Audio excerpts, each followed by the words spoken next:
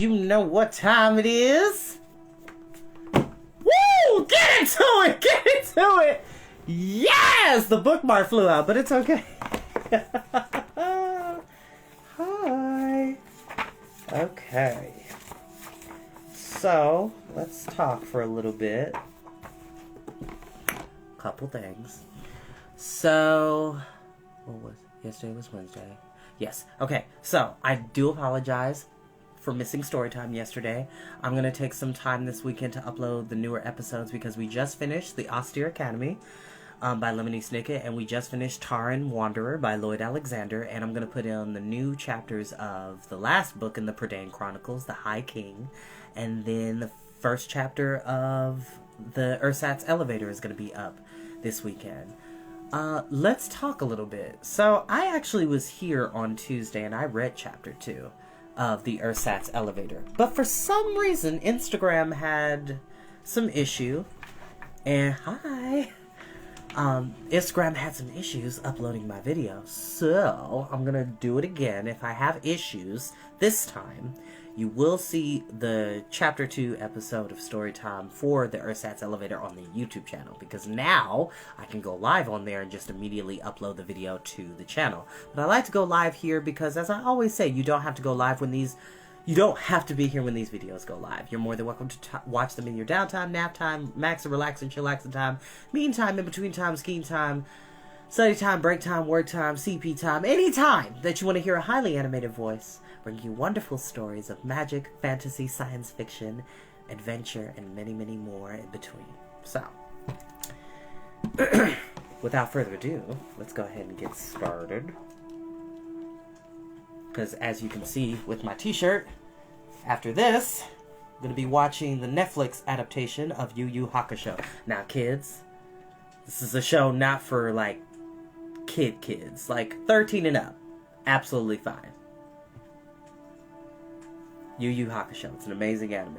It's up there with Dragon Ball as a series, not just Dragon Ball, but I mean Dragon Ball, Dragon Ball Z, Dragon Ball Super, Dragon Ball GT. It's up there with Sailor Moon, Cowboy Bebop, Knights of the Zodiac. Anime is a wonderful thing. If you love anime, comment below. One Piece, like Bleach, Naruto, lots of cool stuff. But one of these days, I actually have read novels based off of animes. Well, animes based off of novels. There we go. But that'd be cool to try to read a anime light novel series for Storytime. I'm gonna think about that. And of course, I don't own the music you're listening to in the background, which is yet again brought to you by Mr. Ambiance. Please like and share, subscribe to their YouTube channel, Mr. Ambiance, please.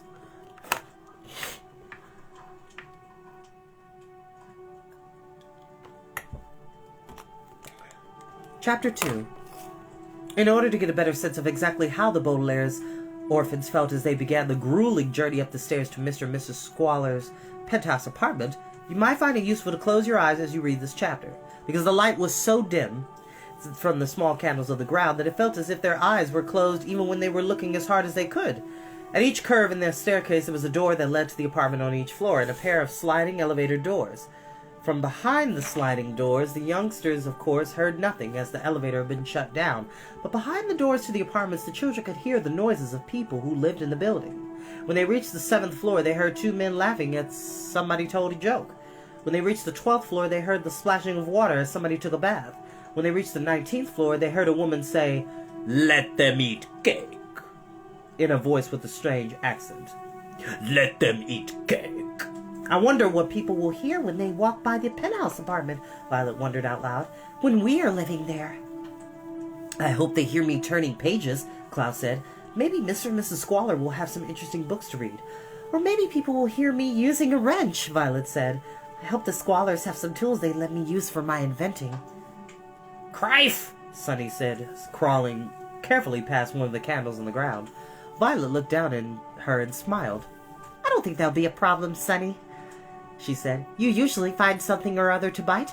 Be sure to speak up when you want us to start carrying you." "I wish somebody could carry me," Klaus said, clutching the banister for support. "I'm getting tired." "Me too," Violet admitted. You would think, after Count Olaf made us run all those laps when he was disguised as a gym teacher, that these stairs wouldn't tire us out. That's not the case. What floor are we on anyway? I don't know, Klaus said. The doors are numbered, and I've lost count. Well, we won't miss the penthouse, Violet said. It's on the top floor, so we'll just keep walking until the stairs stop. I wish you could invent a device that could take us up the stairs, Klaus said. Violet smiled, although her siblings couldn't see it in the darkness. That device was invented a long time ago, she said. It's called an elevator. But elevators are out, remember? Klaus smiled too. And tired feet are in, he said. Remember that time, Violet said, when our parents attended the 16th annual run-a-thon, and their feet were so tired when they got home that Dad prepared dinner while sitting on the kitchen floor instead of standing? Of course I remember, Klaus said. We had only salad because they couldn't stand up and reach the stove. It would have been a perfect meal for Aunt Josephine, Violet said, remembering one of the Baudelaire's previous guardians. She never wanted to use the stove because she thought it might explode. Pomrash, Sunny said sadly. She meant something along the lines of, as it turned out, the stove was the least of Aunt Josephine's problems. That's true, Violet said quietly, as the children heard someone sneeze from behind a door. I wonder what the Squallers will be like, Klaus said. Well, they must be wealthy to live on Dark Avenue, Violet said. Acrophile, Sunny said, which meant, and they're not afraid of heights, that's for sure. Klaus smiled and looked down at his sister. You sound tired, Sunny, he said. Violet and I can take turns carrying you. We'll switch every 3 floors. Violet nodded in agreement with Klaus's plan and then said, yes, out loud, because she realized that her nod was invisible in the gloom. They continued up the stairs, and I'm sorry to say that the 2 older Baudelaires took many, many turns holding Sunny. If the Baudelaires had been going up a staircase of regular size, I would write the sentence, up and up they went. But a more appropriate sentence would begin, up, and up, and up, and up, and up, and would take either 48 or 84 pages to reach. They went because the staircase was so unbelievably lengthy. Occasionally, they would pass the shadowy figure of someone else walking down the stairs, but the children were too tired to say even good afternoon, and later, good evening to these other residents of 667 Dark Avenue. The Baudelaires grew hungry, they grew achy, and they grew very tired of gazing at identical candles and steps and doors. Just when they could stand it no longer, they reached another candle and step and door, and about 5 flights after that, the stairs finally ended and deposited the tired children in a small room with one last candle sitting in the middle of the carpet. By the light of the candle, the Baudelaire orphans could see the door to their new home and across the way, 2 pairs of sliding elevator doors with arrowed buttons alongside. Just think, Violet said, panting from her long walk up the stairs. If elevators were in, we would have arrived at the penthouse apartment in just a few minutes. Well, maybe they'll be back in soon, Klaus said. I hope so. That other door must be to the Squaller's apartment. Let's knock. The knock on the door, and almost instantly it swung open, to reveal a tall man wearing a suit with long, narrow stripes down its sides. Such a suit is called a pinstripe suit, and it is usually worn by people who are either movie stars or gangsters. I thought I heard someone approaching the door, the man said, giving the children a smile that was so big they could see it even in the dim room. Please come in. My name is Jerome Squaller, and I'm so happy that you've come to stay with us. I'm very pleased to meet you, Mr. Squaller, Violet said, still panting as she and her siblings walked into an entryway almost as dim as the staircase. I'm Violet Baudelaire. This is my brother, Klaus, and my sister, Sunny. Goodness, you sound out of breath, Mr. Squaller said. Luckily, I can think of 2 things to do about that. One is that you can stop calling me Mr. Squaller and start calling me Jerome. I'll call you 3 by your first names, too, and that way we'll all save breath. The second thing is that I make you a nice cold martini. Come right this way. A martini, Klaus said. Isn't that an alcoholic beverage? Usually it is, Jerome agreed, but right now alcoholic martinis are out. Aqueous martinis are in. An aqueous martini is a simply cold water served in a fancy glass with an olive in it, so it's perfectly legal for children as well for adults. I've never had an aqueous martini, Violet said, but I'll try one. Ah, Jerome said, you're adventurous. I like that in a person. Your mother was adventurous, too. You know, she and I were very good friends a ways back. We hiked up Mount Fraught with some friends. Gosh, it must have been 20 years ago. Mount Fraught was known for having dangerous animals on it, but your mother wasn't afraid. But then, swooping out of the sky, Jerome! Who is that at the door? Called a voice from the next room. And in walked a tall, slender woman, also dressed in a pinstripe suit. She had long fingernails that were so strongly polished that they shone even in the dim light. The Baudelaire children, of course, Jerome replied. But they're not coming today, the woman cried. Of course they are, Jerome said. I've been looking forward to it for days and days, you know, he said, turning from the woman to the Baudelaires. I wanted to adopt you from the moment I heard about the fire. But unfortunately, it was impossible. Orphans were out then, the woman explained. Now they're in. My wife is always very attentive to what's in and what's out, Jerome said. I don't care much about it, but Esme feels differently. She was the one who insisted on having the elevator removed. Esme, I was just about to make them aqueous martinis. Would you like one? Oh, yes, Esme cried. Aqueous martinis are in. She walked quickly over to the children and looked them over.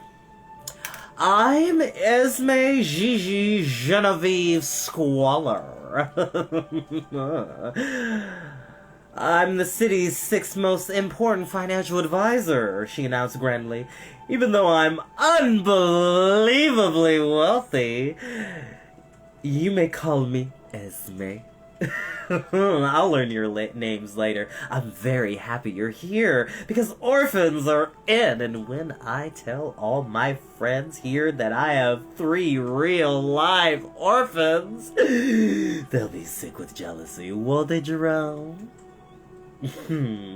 I hope not, Jerome said, leading the children down a long, dim hallway to a huge, dim room that the various fancy couches, chairs, and tables.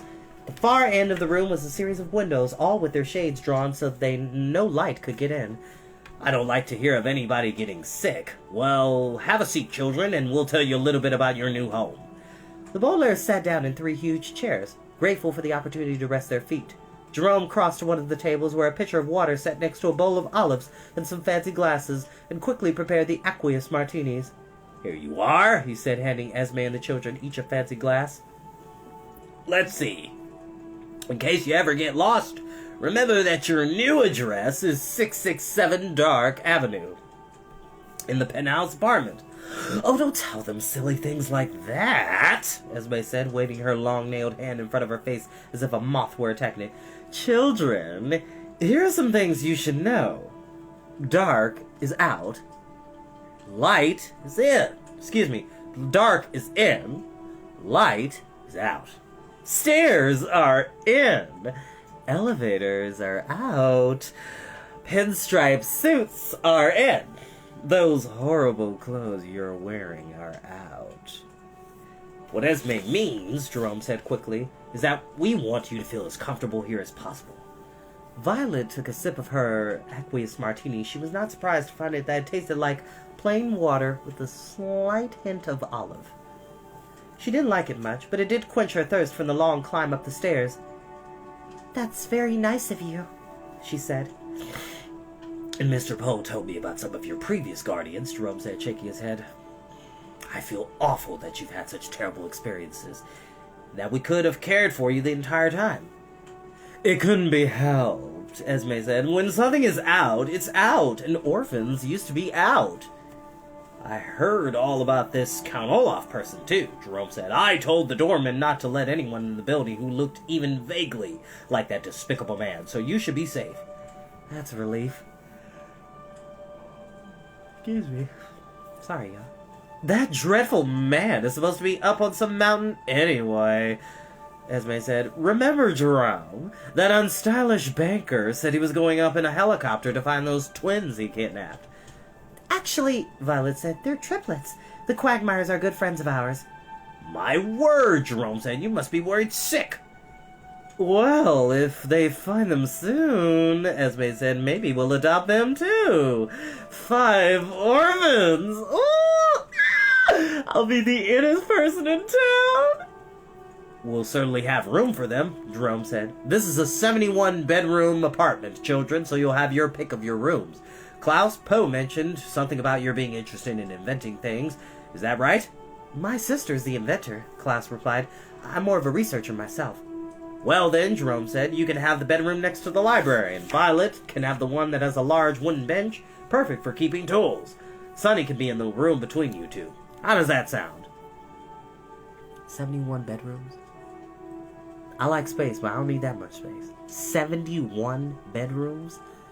I don't even know if there is a penthouse apartment in the real world that has 71 bedrooms, and if there is, please politely correct me in the comments. That's a lot of rooms. That's a lot of good game of hide and seek, and you could easily get lost. Shush. Sheesh.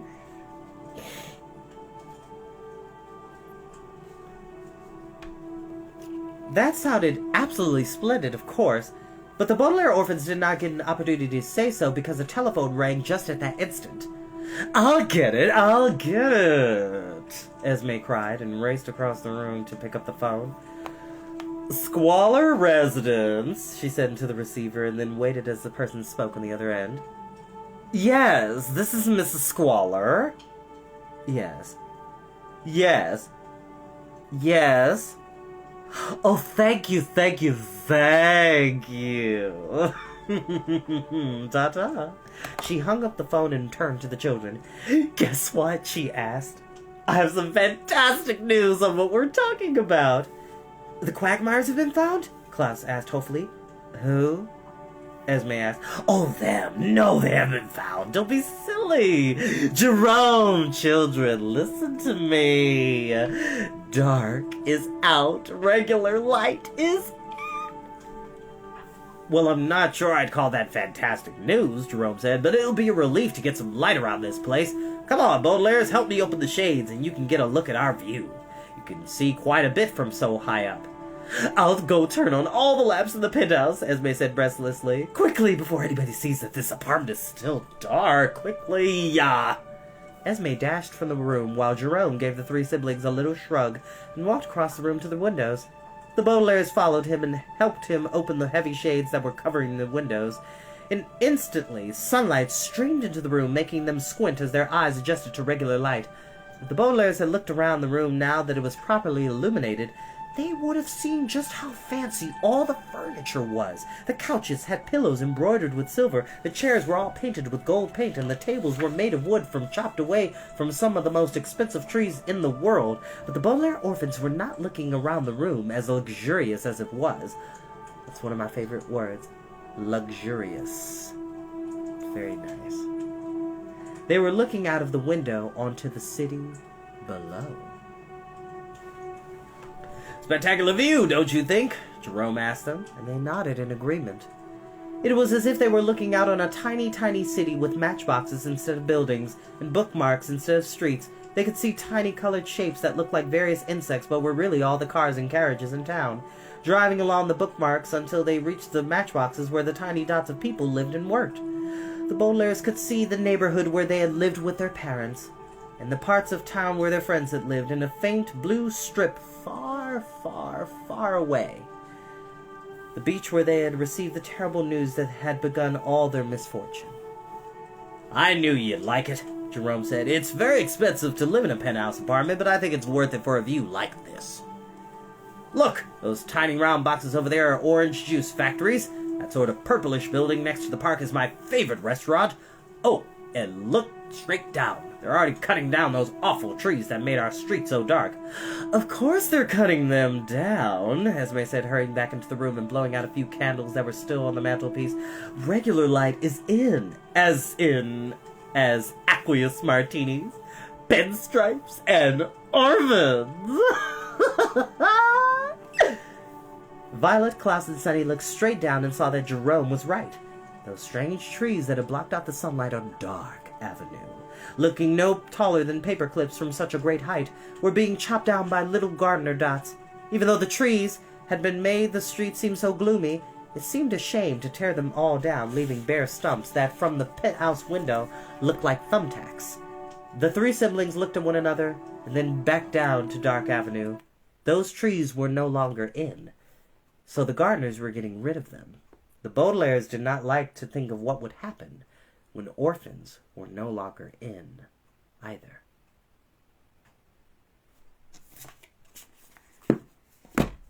And that is where we will end for today. Look at my girl Violet being cool. But, as I said, I appreciate and love each and every one of you. Thank you so much for joining me, and I'll see you all next time. Have a great night, y'all. Bye-bye.